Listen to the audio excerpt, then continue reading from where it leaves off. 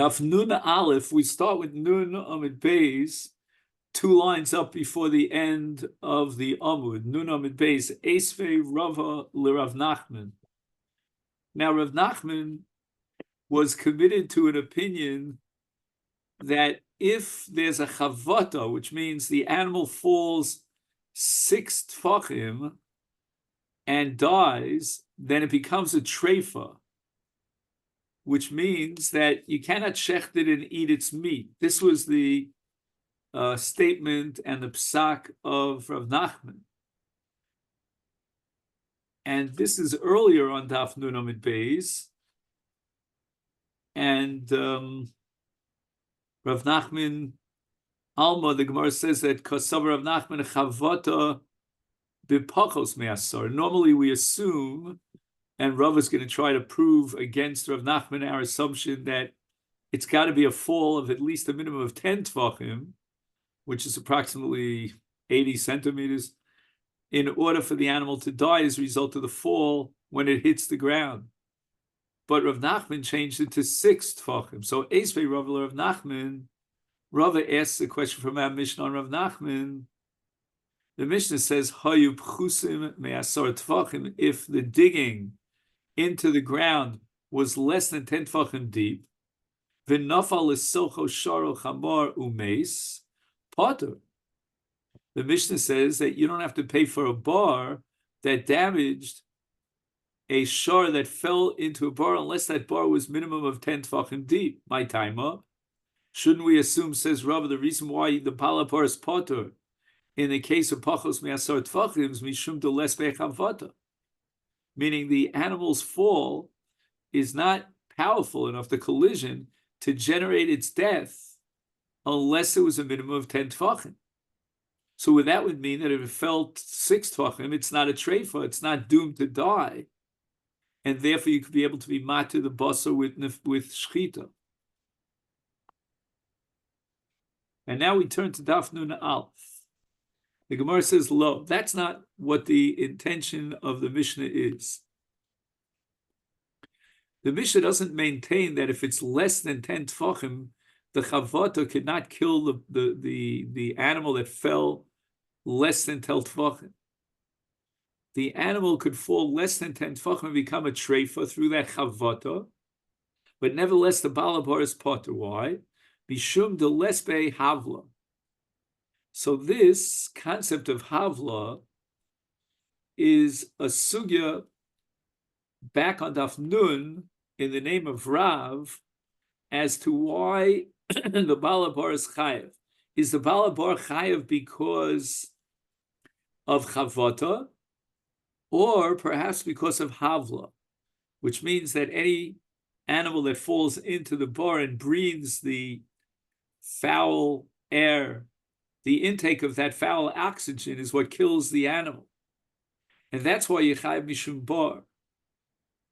There is a case where Rav agrees that Yechayev Mishum Chavata, and that's a case where he digs a bar in his own backyard, and then he makes the entire area around the bar into hefker, and now it becomes a bar that you own, it's your personal possession, but it's located in the middle of Rishus Rav because you are mafkir the Rishus around the bar. And in that case, Rav concedes that Yechayev Mishum Chavata, because it's your karka that killed the animal.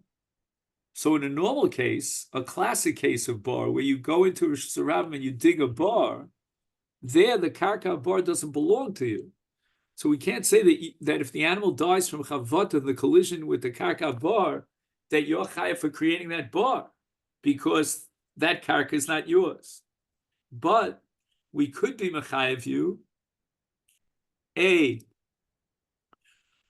for the creation of havla, of hevel, and assume that the animal died because of the hevel. Or alternatively, in the case where you own the karka bar, and then you could be chayav for chavata. And the Gemara now is interpreting to defend Rav Nachman that although the Mishnah would say that you're chayav even for a chavata of less than asara, for example, in the case we mentioned before, where you dig a bar in your backyard and you're mafkir around the bar, There, the karka bar is yours, and therefore you'll be chayiv for chavota. And even if it's only 6 tefachim deep. But our Mishnah is not talking about that case, talking about a classic case where you dug a bar in Rishus Harabim. And if the bar is dug in Rishus Harabim, then according to Rav, you're only going to be chayiv for hevel. And hevel requires a depth of 10 tefachim. So when you're talking about chavota, for example, let's say we want to discuss the issue of whether the animal is a treifa for shechita or not. There, it matters not who owns the karka. So if there's chavata and it's only a fall of 6 tefachim, the animal, according to Rav Nachman, becomes a treifa. But that doesn't mean that the balabar is chayiv. Why? Because the balabar is not chayiv for chavata in a case of a classic bar that he dug in Rishus Harabim. He's only chayiv for hevel, and hevel would, even according to Rav Nachman, require 10 tefachim. If that be the case, then why does it say that huzak bo chayiv for lespe havla? It seems that if the animal fell to a bar, that you would be chayiv in nezikin. Huzak bo chayiv. So in other words, if the animal dies, then you're not chayiv. But if the animal is injured, and as a result, of course, the Baal HaBehema loses money on the market because it's now got a broken leg, for example, then the Baal HaBor does have to pay. Well, what's going on over here? It's less than 10 tefachim, and you're not chayiv for misa because you're only chayiv to pay for the misa because of hevel, and there's not enough hevel. Why then are you chayiv for hezek? There was no hezek of hevel if it's less than 10 tefachim. Amalei, the Gemara answers in hevel lemisa, v'yesh hevel linizakin. So the animal could be impacted by the hevel in one of 2 ways. It could be killed by the hevel, by breathing in this hevel, or it might be damaged by the hevel. And the difference is going to be that in order for us to assume that the animal died as a result of hevel, we need 10 tefachim. But in a case of a bar that has a hevel of 6 tefachim, that could damage the animal. Again, we're not going into the biological assessment here. How do we know that the animal actually was damaged as a result of the hevel, even though it survived? But in any event, the law now differentiates between the misa of the animal in the bar and the nezikin of the animal, the nezek of the animal in the bar. However, chavot itself could also be a goremis misa, and therefore Rav Nachman is going to say that the shor that experienced that chavota is treifa, although there's no chiyuv on the part of the bailim to pay for the karka, meaning for the chavot and the karka, but only for the hevel, and the hevel could not have caused the death of the animal if it's less than 10 tefachim, even according to Rav Nachman. Esvei, the Gemara now asks a kasha against Rav Nachman, who established that a shor that fell into a bar that's 6 tefachim deep is a treifa. From a Mishnah in Sanhedrin Hey, Beis Haskila. So if a person was condemned to death through skila, and what they do in a case of skila is they push him off a roof, and usually he would die as a result of the fall, but if he's still alive, then they would be sokil, they would stone him with avonim. Is how high would this roof have to be? And the Mishnah establishes that if it's haya gavoa shtei komos, that's sufficient. Now, shtei komos means, let's say the average person, just theoretically, was 6 feet tall. So you'd multiply 6 times 2, plus the man who's being pushed is also 6 feet. So it's basically as if he was pushed off a 3rd store building, a 3rd store roof. V'tani Allah, Makoma Shalo, we add to the shtei komos his height, Harekan Shalosh. So we have 3 times the koma of a man. And that's going to be a lot more than 10 tfachim. A heck of a lot more than 6 tfachim.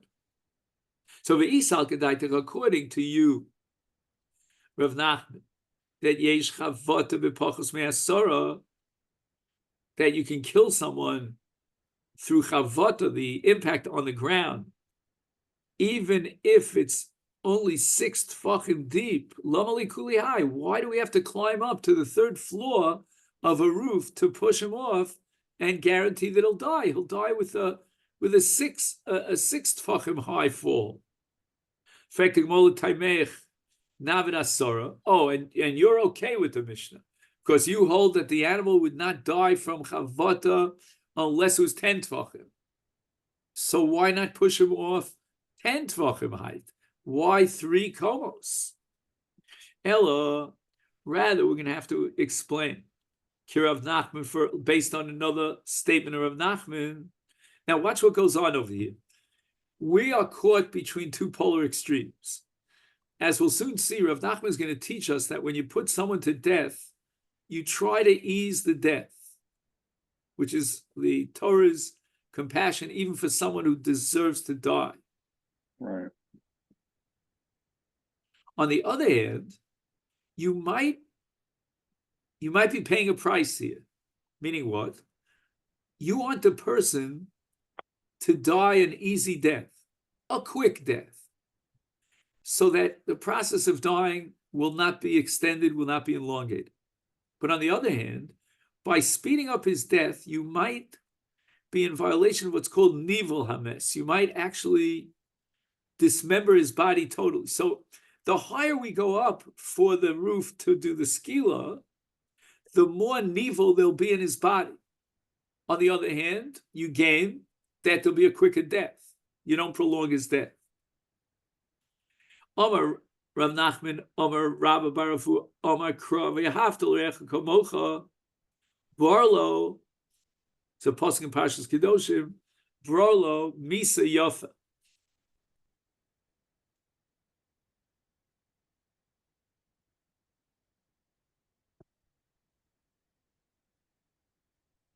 You know, the children very often sing songs that have V'yahaftal Recha Kamocha. Some of them became so popular even amongst adults. When I was a youngster in Bnei Akiva, they made a big deal about Omer Rabbi Akiva, Haftal Recha Kamocha Zekal Gol B'Torah. Little did we think that pasuk was referring to someone who was condemned to death and was being pushed off a high roof. Right. Barlo Misa Yafa. So Misa Yafa here in this context should be translated as a quick death. Ihachi Fekta Gemara Nagbut Fei. Why do you say that we only take him up 2 komos? Why not take him up to the 10th koma and throw him from there, and he'll die immediately, instantly?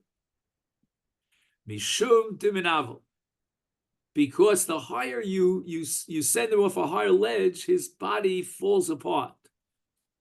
A varav misparkim umispazer gufo. His whole body will just fall into, break down into pieces. His creso, his stomach, and his torso will be completely smashed.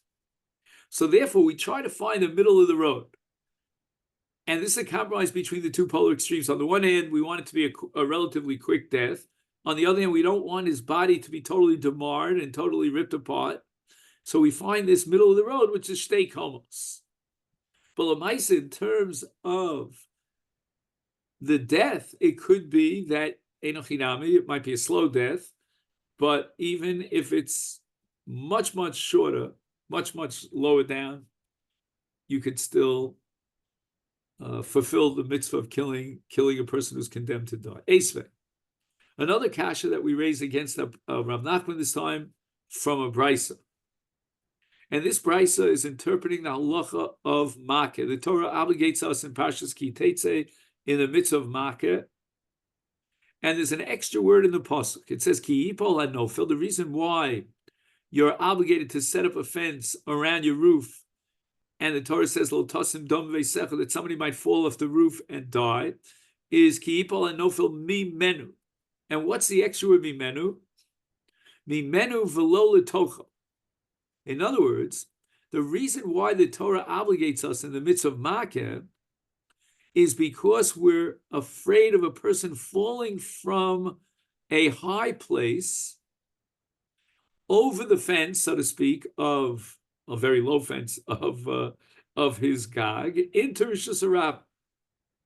Now, what about in another scenario? Let's say, for example, a person has property that borders on Rishus Harabim, and he digs down below the ground, like you see in these sites where they're building sites. You'll see that they set up the foundations deep down. They dynamite the ground. So now what happens is that he builds a house which is lower than the Rishus Harabim. And now, by building a house lower than Rishus Harabim, he's in effect created a bar. Why? Because someone in Rishus Harabim, if there's no makeh, would fall off Rishus Harabim down into his building and maybe smash himself on the roof of his building. And yet, the Torah adds the word mimenu. And mimenu means when you fall from your gag, because the Torah there is referring to your gag, ligagecha, or bibeisecha, and mimenu, you fell from the gag into Rishus Harabim because your gag is higher than Rishus Harabim. But not in the opposite scenario. In a case where the Rishus Harabim is higher than your bias. Ketzad, Rishus Harabim gavoa mimenu. Asara tfachim. Now the Havamina here before the Pasuk Mimenu, the miut of Mimenu was that if somebody falls from Rishus Harabim into your bias, you'd be chayav for his death. And L'chora, the Brisa could have given an example of less than Asar Tfachim, and yet the distance between the Rishus Harabim and above and your house below is 10 Tfachim in the description of the Brisa. V'nofel misocha l'socha, it fell from Rishus Harabim into your bias, or the gag of your bias. Pot. And that p'tur is derived from the word mimenu. Mimenu means from your Rishus down into Rishus Harabim, but not from the Rishus Harabim down into your Rishus. Frek the Gemara, muka mimenu asara tfachim v'nofel mitocha l'tocha chayav. Only if the gag of the bias is higher than Rishus Harabim by 10 tefach. Frek the Gemara, according to Rav Nachman, is lama li asara. Why does the Brisa nail it down to 10 tefachim? Why not less than 10 tefachim? Amalei, and the Gemara answers now that you're right. If there was an afila that was even less than 10 tefachim, that could cause the death of the animal. The reason why the chiyuv makkah only applies to a gag that's higher than Rishus Harabim by 10 tefachim is the shiny bias. A bias is different than a bar. And the reason for that is the chol pachas me'asor lav biasu. We're talking about a chiyuv makkah, and the Torah makes it conditional that it's the bias that's machayev makkah. Now, who would live in a bias that's less than a tar tefachim? The truth is, I don't even understand how you could live in a bias that's a tar tefachim. That's beyond my understanding. But perhaps you could sleep there. You know, again, 80 centimeters. You know, how much is 80 centimeters? Well, I happen to have a meter here. Let me just see. Yeah, how many inches is that? Yeah, I don't know how to convert it to inches, but if you can look at this, that's 10 tefachim, 80 centimeters. If I put this on the ground, it barely reaches the table upon which this laptop computer is standing. So we're talking about a very low area. Maybe you could, you know, like in these small tents of him, so you can lie down on your belly or something. I don't know. And you have to learn Masechta Sukkah, you know, in terms of Hilchas Mechitzos and so forth and so on. But be that as it may, it's not a bias if it doesn't have the height of 10 tefach. In fact, the Gemara Yehochi, if you're telling me that less than Asar tefachim, it's not called a bias. So in the case where the Rishus Harabim is below the bias, like the normal case where the gag is above the Rishus Harabim. And let's say that the distance between the gag and the Rishus Harabim below is exactly 10 Tvachim, is Hashtanami. Wait a second. Davimi Broyasor, you're right. On the outside, if you calculate from the karka to the top of the gag, it does have a sort of Tvachim, but you have to subtract certain things. Why? If you want to get a bias that has the height of a sort Tvachim, it's not enough to say that on the outside, from the ground up to the gag, I calculate a sort Tvachim. Dalmine, we have to subtract Tikra Umaziva. Right? They used to have a layer of cement that would hold up a roof on top. So you built like 4 walls, and then you built a layer of cement that would hold onto a roof. And you got to subtract that. That's probably another couple of tefachim. So Omalei, so the Gemara answers, right? Mikavoy lo havi. So in the inside you don't have 10 tefachim. So how's it called a bias? Omalei answers him, Kigon dochak mikavoy.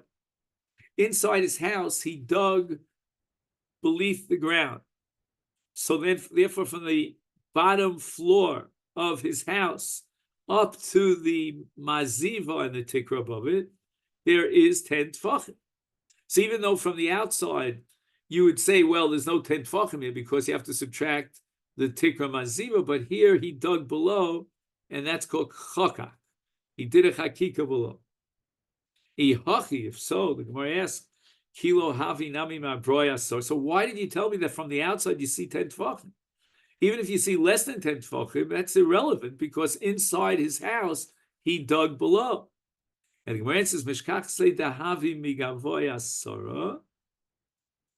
But it's very possible that the inside is asora mibifnim, and that makes it royal dira, it's a bias. Kigon dochak beit fe. He dug more into the karka, and therefore the inside gova from the bottom that he dug in to the top is 10 tefachim. Okay, so the Gemara asks the following question: why would the Tana organize a klal, formulate a general rule for the chiyuv makeh that it depends upon the gova of the bias from the shtrabim of asar tefachim? Really, it depends upon the inside of the house, not the outside of the house. So because the Gemara is not excited about this, the Gemara now retracts and reformulates its interpretation of Rav Nachman. Again, let's go over it. Rav Nachman says if the shor took a fall of less than asar tefachim, it became a treifa. Ella, you know what? The reason why you potter from market, if the gova of the gag is less than asar tefachim, is because the chavata would not be responsible for the death through nefila at that height. No, okay, so why does Rav Nachman say that it's a treifa if it's less, even though it's less than 10 tefachim high or below ground? Anytime Rav Nachman, the Sava Rav Nachman holds that mikresa the turali ara Kamma havi arba tefachim arisa dedalia kama mishisa ha asoros takach techika machabed asora hu dekamachab. The question here is, how did the shor fall? Did it fall forwards on its belly or backwards on its back? And Rav Nachman is talking about a case where it fell forward on its belly. And Lamaisa, it fell 10 tefachim. What are you talking about? It fell 10 tefachim. And the answer is because we're going to add mikresi de torliara from the belly, right? The belly of the shor, of the ox, until the karka is 4 tefachim. And therefore, even though the omek is only 6 tefachim, but you have to add the impact of another 4 tefachim. And when we add 4 to 6, we get to 10. And the chavot is considered 10. Again, this would not apply if the animal fell backwards. If the animal fell backwards, not on its belly, then you would need a full 10 tfachim in order for that chavot on the karka to endanger the life of the animal. Now the Gemara asks another kasha. Ella, if what you're telling me is that when the shar falls into the bar, and the bar is 6 tfachim deep, it's considered a chavot of 10 tfachim. Is masnisen the ketani? What about our Mishnah that says that the bar in the Torah that the Torah is speaking about is ma bar shu kedei lahamis asar tfachim? Why do you use a standard of asar tfachim? Afkol sheyesh bo kedei lahamis asar tfachim b'shisa namisag. When the Mishnah is looking for your paradigmic case of a bar that's capable of killing the shor that fell into it, it should have given us the case of 6 tfachim. And the Gemara says, Amri Masnisin, the Mishnah is talking about a case of in Gander lebar. The animal rolled in backwards into the bar, so the stomach is towards the top of the bar, the back is towards the bottom of the bar where the crash took place, and therefore the chavot in this case is only a chavot of 6 tfachim. And this leads us to the Mishnah here on Daf Nun Aleph. Bar shel shnei shutfim. So 2 shutfim own a bar. All of our Rishon, right? The Rishon is using the bar at this particular moment. V'lo kiso. Now the second shutf did not yet take over and exercise his rights to use the bar. Let's say those days they used the bar as a cistern of water. So right now Ruvain is using the cistern of bar. And Shimon hasn't yet taken over. Let's say Ruvain does Sunday, Tuesday, and Thursday, and Shimon does Monday, Wednesday, and Friday, whatever it might be. So Shimon can't be responsible for covering the bar because it's not his day. So when Ruvain's day comes to termination, it's Ruvain who's chayav to lock up the bar, so to speak, meaning to cover the bar. Hasheni, but if the Rishon finished using the bar, and now the Sheni took over and used the bar, v'lo kiso, and the Sheni, when he finished using the bar, omitted covering the bar, is Hasheni Chai. So basically, the last person to have use to the bar is the one who's, we used to say in the dormitory, last one out, close the lights. You remember that? Yeah. So the last one to use the bar, still there? Yeah. Oh, okay. All of a sudden I see one dimension. Oh, wait. Oh, my video's off. One sec. Well, at least your audio is on. That's good. The Gemara says, Amri, the Beis Medrash, they said that Bar Shel Shnei Shutfim Hechi Mishkachas Lo. What's a case of Bar Shel Shnei Shutfim that Yechai for Nezikin, and each one of the Bali Bar has to take care of his days? Hanicha, that makes sense. He's Svirul on Rabbi Akiva Diyama. And this is sugi back on Daf Nun. And that is Hachofer Bar B'Shuso. Person digs a bar in his backyard and then he's mafkir the rishus, but he maintains ownership on the bar, is chayav. It's as if he dug a bar in rishus rab because it's accessible to the rab. Is then we could say mishkachas law. You find a bar shel shutfim in a case of chotzer shel shneim. So there was joint ownership partnership on a courtyard. Now, bar shel shneim. There's a bar in the middle of this courtyard, and it belongs to both partners in the courtyard. Vivkiru Rishuson, they decide to be mafkir the entire area around the bar. Velov Kiru is bar, so they maintain ownership on the bar. So now we have shutfis on the bar. So everything works out, and we understand the Mishnah, depending on which day of the week you are enjoying the benefit of the bar, that's the day that you're responsible to cover the bar and protect it. Ella Isvirlon. But if we hold against Rabbi Akiva, like Rabbi Shmuel, again on Daf Nun, who maintains that bar b'shuso potter, that if a man digs a bar in his own backyard and then he's mafkir around his bar, he's potter. And the Rishonim have a machlokas here about why Rabbi Shmuel holds you potter in that case. According to Rashi, is because the Mazik claims that I allowed the Rishus Rabim to use the area around the bar, but not, I was doing like a very good deed on behalf of the Rabim to allow them to use all the area around the bar. But I never had in mind that, it was on the condition that I don't have to pay for the nizakin of the bar.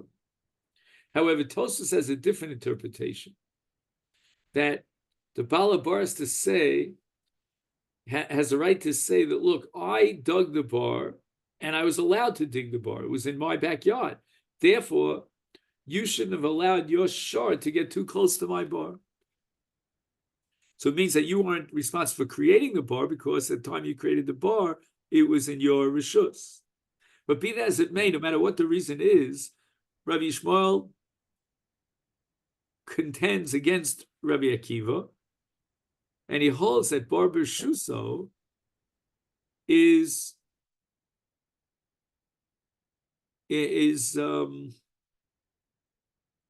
potter because of one of those two reasons that we gave. So how can we have here a chiyuv of the shutfim of the bar? And the Gemara answers, 1 second. Right, heichem mishkachs the chayav olei b'shus harabim, b'shus harabim bar shel shnei shutfim heichem mishkachas lo. And the Gemara says that Ida shavu shliach chavayu v'amri le zil krelon. Let's say two people get together, they appoint a third person to dig a bar on their behalf. The Azal v'karlu, and he went ahead fulfilling his instructions, and he dug a bar for these two meshalchim. He said, "Ein shliach l'dvar veri." You can't say that they're responsible for the bar when this person who they commissioned to dig the bar should have listened to the Torah. And the Torah says you're not allowed to dig a bar in Rosh Hashanah. The Kara Hai Chamisha V'Hai Chamisha. Let's say they were shutfim because one dug the first 5 tefachim and the other dug the second one. Is nistalku lahu ma'aser? What's going on over here? The first one dug an innocuous bar. It's only 5 tefachim. The second guy, he's the one who dug the bar by being mashlim to asar. So again, it's not shnei shutfim that each shutf is chayav for the bar. Gemara says, I can give you another answer. Ha nichal Rebbe ulin is zakin. Again, we didn't learn Rebbe yet, but Rebbe differentiates between the misa of the shar that fell into the bar and the injury suffered by the shar that fell into the bar. And now we're going to say the following. That let's say the animal fell into this bar that was dug 5 tachim by Reuven and another 5 tachim by Shimon. The animal didn't die, but rather was injured. And Rebbe holds in a case of an injury, we don't say nistalku ma'aser rishon because the injury is a sum total of the depth of the bar. And the depth of the bar is the sum total of both Reuven's digging 5 tachim and Shimon the second subsequent 5 tachim.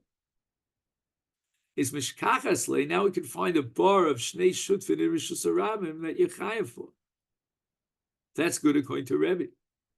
Ella le Rebbe ulamisa, but if the animal fell and died, then even according to Rebbe, only the sheni is chayav, and we apply the principle of niskalku ma'aser rishon. And the Rabbanan who disagree with Rebbe is bein lemisa bein lenizakin. The Rabbanan hold that even as far as nizakin is concerned, we apply the principle of nistalku ma'aser rishon, and only the sheni exclusively is chayav for nizikin. Is heichemish kachas lo? How can you find a bar b'shus harabim that belongs to 2 shutfim? Omer Reb Yochanan kigon she'aku shneim chulya b'vasachas v'shlima la'asar. There was one large boulder on the bottom of the bar. So let's say they dug a bar that was 9 tefachim, and it doesn't matter which of the two shutfim dug the bar, 9 tefachim. And right now the bar is not a danger for the death of an animal that falls there, but the two of them together lifted up a boulder from the bottom of the bar, and that was mashlum lasara. That gave them the extra depth of 1 tefach to make it into a 10 tefachim bar. And since they did both of them together, then they're basically creating a bar with the removal of that chuya, of that last clump of ground that's mashlim, that completes the depth of the bar to 10 tefachim. Now the Gemara goes into the machlokas Rebbe and Rabban. My Rebbe and Rabban. The Sanya will into Brayse Chofer bar tisha. Uba acher v'shlim al asara ha'achron chayev. So the Tanakama here, which is Rabbanon, hold nistalku ma'aser rishon. Rebbe Omer, Rebbe disagrees, and he holds acher achron ach lemisa v'acher shneim l'nizakim. Because we're going to only disqualify and discount and ignore the first shutaf that dug 9 tefachim if the animal dies, because then the second shutaf that dug that 10th tefach, he is the one who created a bar lemisa. And then we're going to apply nistalku ma'aser rishon, because the digging of 9 tefachim on the part of the rishon did not create a bar amemis. But if, on the other hand, the animal fell into this bar and was injured rather than died, then achar shneim l'nizakin, then both have to pay for the nizakin, the injuries sustained by the shar. And each one of the two, and here I'm quoting the Shulchan Aruch, each one of the two says the Shulchan Aruch has to pay lefi chelko. Lefi chelko means relative to the percentage of the bar that he dug. So if Reuven dug 9 tefachim and Shimon only the 10th, then Reuven will pay 90% of the nezek and Shimon 10%. Come on, ask my time of the Rabbanon. Why do the Rabbanon hold that the Rishon is parted completely, even for Nezikin? After all, he created a bar that was capable of being mazik, or it wasn't a bar of asara, which is capable of misa, but it nevertheless was a. I think more answers the Amakra, the pasuk says, "Ki yiftach ish bar." Oh, ki yichra ish bar.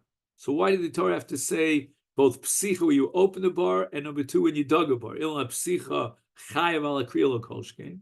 If you're chayav for digging a bar, if you're chayav for uncovering a bar, then how much more so are you going to be chayav if you created a bar that never existed and dug a bar? El lahavi korah achar korah shesilek ma'aser rishon. So the ribui here is for the case of one person who dug 9 tefachim. The second one came along and he dug 1 tefach, and it was mashlim asar. The rishon is patur and the sheni is chayav. And why this is based on the principle of silek ma'aser rishon. The sheni was the one who created a bar by digging at that last 10th tefach that could be gorim, could be a cause of death from the bar, and that didn't exist as far as the rishon is concerned, and therefore nistalku ma'aser rishon. But for Rebbe disagrees, and he holds that Linyan Nezikin, even the Rishon, remains chayev. Malacha, he's going to answer the pasuk, Hanu. These ki yiftach and ki yichrach, mitzvah strich, we need it for another reason, kidamar. And therefore we cannot use it for the principle of nistalku ma'aser rishon.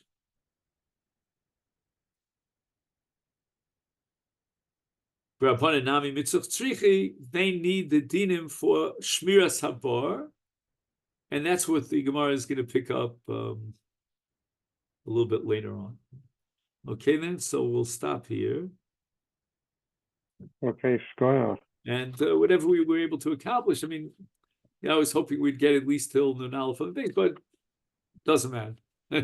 We did what we could do. So enjoy yourself in sunny Florida, and Okay, I'll see you next week. okay, shkoyach.